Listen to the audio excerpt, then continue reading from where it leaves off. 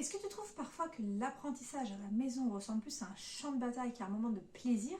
Tu as l'impression de toujours devoir insister, motiver, négocier pour que ton enfant s'intéresse à ses leçons. Et si je te disais qu'il existe une approche qui peut te permettre de transformer ces moments de bataille en moments de joie et de découverte, où ton enfant prend plaisir à apprendre sans que tu aies besoin constamment d'être derrière lui et d'intervenir? Cette approche, c'est la pédagogie Montessori. Bonjour à toutes, salam alaikum et bienvenue dans cette nouvelle vidéo de Sève de Lumière. Moi c'est Séverine, fondatrice du blog Sève de Lumière et maman Montessori de 3 enfants instruits en famille. J'accompagne les mamans qui veulent appliquer donc la pédagogie Montessori à la maison de manière simple et sereine. Donc dans cette vidéo, je vais te partager 5 raisons pour lesquelles Montessori peut transformer l'apprentissage de tes enfants à la maison et pourquoi cette pédagogie donc, peut faire toute la différence même si tu pars de zéro, même si tu es débutante ou même si ton emploi du temps est très chargé. Et si tu veux déjà découvrir plus en profondeur des ressources Montessori, je te mets en description le lien vers ma boutique. Tu trouveras des packs d'activités, des formations, des programmes annuels avec des programmations complètes, clés en main et des supports pédagogiques pour simplifier l'apprentissage Montessori à la maison.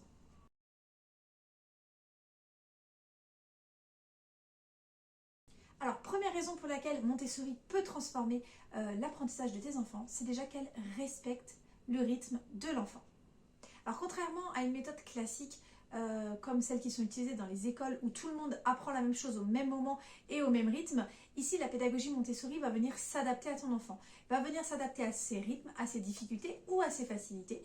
Donc on ne perd pas de temps sur une notion et par contre s'il y a besoin de passer plus de temps, on y passe plus de temps et ça respecte également ses intérêts. C'est-à-dire que si un enfant est passionné par les chiffres, eh ben on va aller l'accompagner là-dedans, on va aller avancer donc en mathématiques.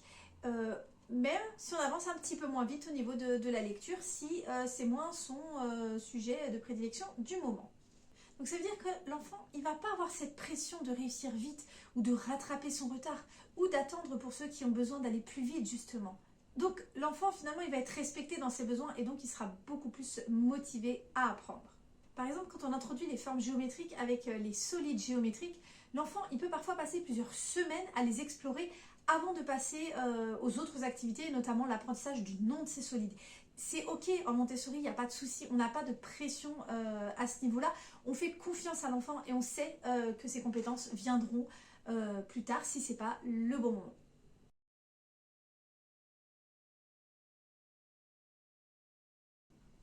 La deuxième raison pour laquelle Montessori peut vraiment changer l'apprentissage de tes enfants, c'est qu'elle va permettre en fait l'apprentissage ludique en passant donc par le jeu.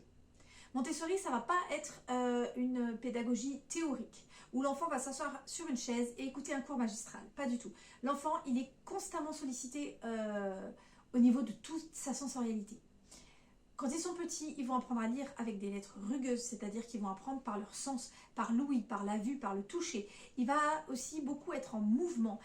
Par exemple, pour les mathématiques, il va pouvoir toucher ce qui compte, il va compter des perles, il va pouvoir se rendre compte concrètement ce qu'est un chiffre, ce qu'est un nombre, ce que ça représente dans l'espace. Et là, ça fait vraiment toute la différence. L'enfant, il n'est pas sur une feuille de papier, il est finalement dans la vraie vie. Il touche, il manipule, il expérimente et du coup, l'apprentissage devient un jeu, devient concret. Et ça, en général, les enfants aiment beaucoup mieux que les bancs d'une classe.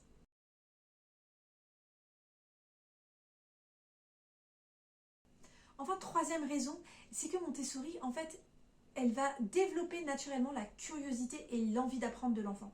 Parce qu'à partir du moment où on va suivre son rythme et qu'on va se calquer sur ses intérêts, l'enfant va être naturellement intéressé.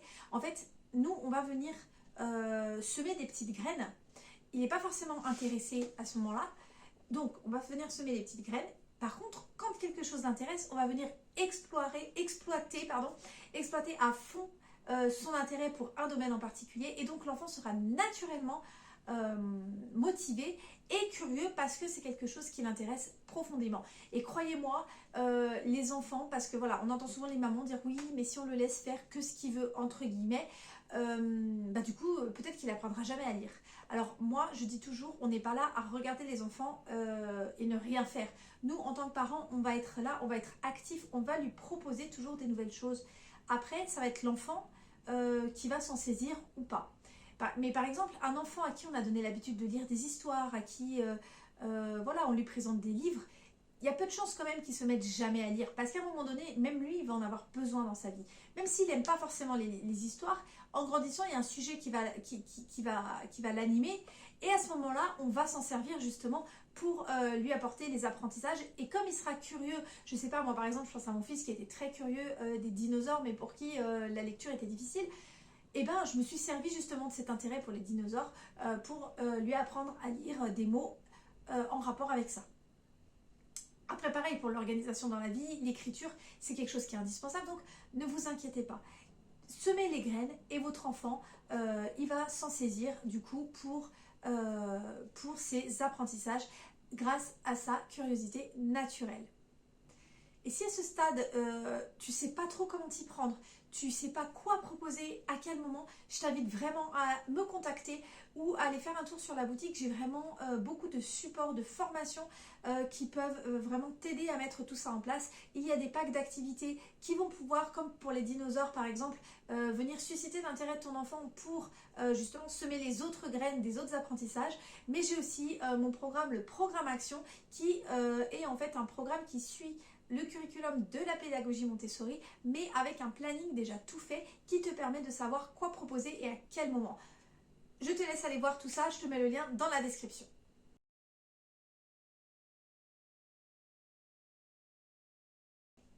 Ensuite, quatrième raison, c'est que la pédagogie Montessori est une pédagogie active.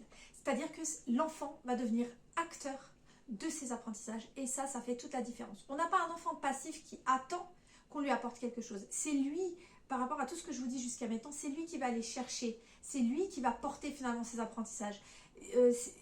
Il va apprendre à réfléchir par lui-même, il va apprendre à se tromper, à faire des hypothèses. Et pour ça, le matériel Montessori est juste absolument magnifique parce qu'il y a un contrôle de l'erreur qui se fait naturellement. Et ça, c'est une compétence qui est vraiment super importante pour les enfants. Parce que surtout dans notre société actuelle, avec les écrans, ils ont vraiment l'habitude qu'on leur apporte tout sur un plateau. On pose une question, hop, on répond, on va sur Google, on va sur Internet et on trouve la réponse tout de suite. Alors que nous, ce qu'on veut, c'est leur apprendre à réfléchir par eux-mêmes. Leur apprendre à être autonome finalement, que ce soit dans leurs apprentissages, mais même dans la vie de tous les jours. Et cette pédagogie, pour ça, elle est vraiment super parce qu'elle va les rendre acteurs de leurs apprentissages. Que ce soit pour les grands, par exemple dans les recherches, ils vont faire des recherches, on va les pousser à faire leurs propres recherches. Alors bien sûr, je parlais de Google tout à l'heure, bien sûr qu'un enfant, on va le pousser à utiliser ces outils numériques, pour les grands j'entends, voilà, mais aussi dans les livres, dans les bibliothèques, etc. Mais c'est lui qui fera, c'est pas nous qui allons lui apporter la réponse toute faite. Hop, je regarde mon téléphone, je lui donne la réponse sans le laisser réfléchir. L'idée, c'est vraiment de le laisser réfléchir et de se poser de plus en plus de questions. Les recherches, le but, c'est quoi? C'est que l'enfant, quand il trouve une information, il va se poser d'autres questions, et d'autres questions, et d'autres questions. Et c'est comme ça, en fait, qu'il va construire son apprentissage.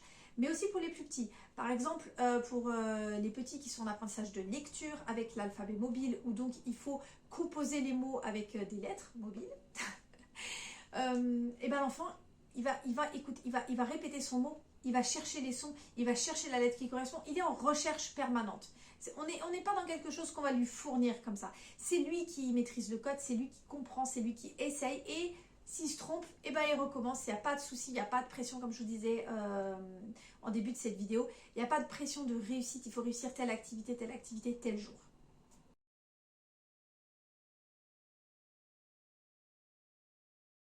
Et enfin, cinquième raison pour laquelle Montessori peut transformer l'apprentissage de tes enfants, c'est qu'elle va aider à structurer la pensée logique. Alors dès tout petit, à travers des activités de vie pratique, de vie sensorielle, qui peuvent sembler être de simples jeux, je vous assure que l'enfant, il apprend à s'organiser. Une activité de vie pratique, on ne fait pas n'importe comment. Il y a des choses qui sont codifiées. C'est pas très compliqué et l'enfant n'est même pas obligé de les répéter exactement du départ, c'est d'ailleurs le but, hein, c'est le but de l'apprentissage, c'est petit à petit, il va apprendre à s'organiser, à placer les éléments de tel ou tel côté pour pouvoir avoir de la place, etc.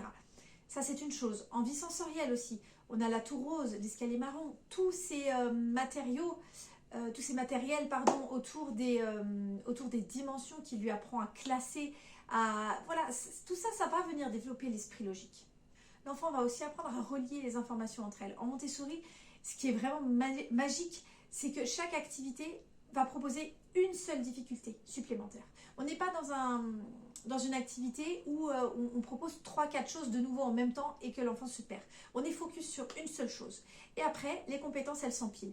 Une fois que les choses sont apprises individuellement, bah bien sûr, au fur et à mesure, on les compile. Mais voilà, du coup, il y a une logique aussi d'apprentissage qui, vraiment par étape, qui facilite du coup les apprentissages des enfants. Donc voilà pour ces 5 raisons qui peuvent réellement transformer l'apprentissage de tes enfants et faire de ces moments vraiment des moments de découverte et de joie pour votre enfant. N'hésite pas à me dire en commentaire quelle est la raison du coup qui t'a le plus inspiré, celle qui résonne le plus en toi, celle que tu aimerais finalement le plus transmettre à ton enfant. Et donc si tu veux te lancer dans l'aventure, je t'invite à aller voir toutes mes ressources qui sont disponibles pour t'aider justement à franchir ce pas et permettre donc à ton enfant d'apprendre dans la joie et dans le respect de son rythme. J'espère que cette vidéo en tout cas vous a plu. N'hésitez pas et n'oubliez pas de liker, de partager autour de vous si vous pensez que cette vidéo peut donc aider une maman que vous connaissez. N'oubliez pas non plus de vous abonner à la chaîne si vous ne voulez pas manquer les vidéos suivantes. Je vous souhaite une bonne journée et je vous dis à très bientôt sur Sève de Lumière.